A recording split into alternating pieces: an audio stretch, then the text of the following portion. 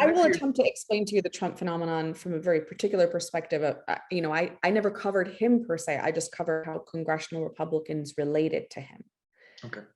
And to me, it's very important to remember that like there are assumptions about Trump and how he's played, and then there's the reality of Trump and how he's played.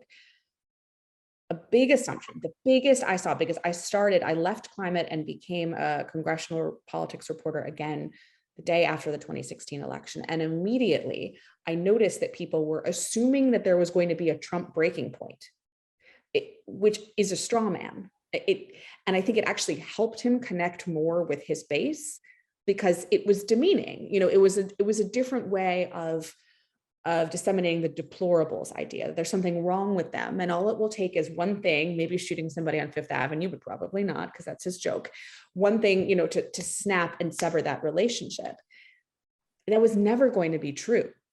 And we may not like that, but all that was going to happen was chip, chip, chip, death by 1,000 cuts in terms of Trump's hold on any part of the Republican Party that wasn't his base.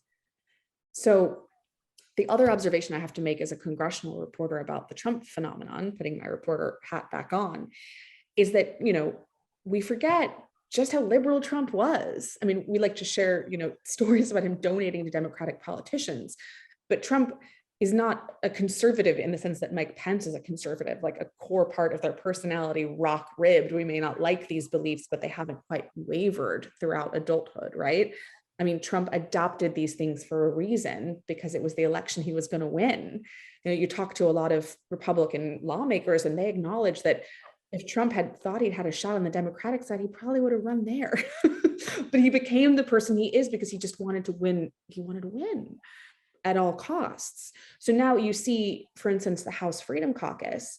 My team doesn't call it the conservative House Freedom Caucus anymore. We call it the pro-Trump House Freedom Caucus, because he's arguably not actually that conservative, right? So going back to my earlier point about words mattering, those are just two observations in terms of how the Trump phenomenon has played out in Congress and on the Hill that I think can be somewhat illuminating for people trying to understand it.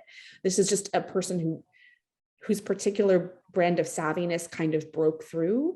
And in the absence of anyone who wanted to come at the king, to quote Omar Little from The Wire, he became the king of the GOP.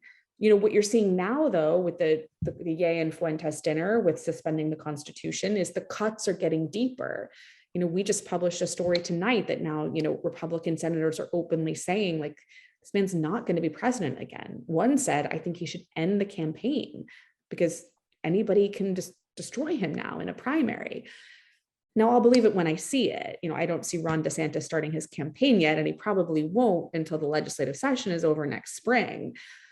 It'll take somebody to actually stand up in that field against Trump. But I think we're in uncharted territory in terms of the Trump phenomenon potentially coming to an end.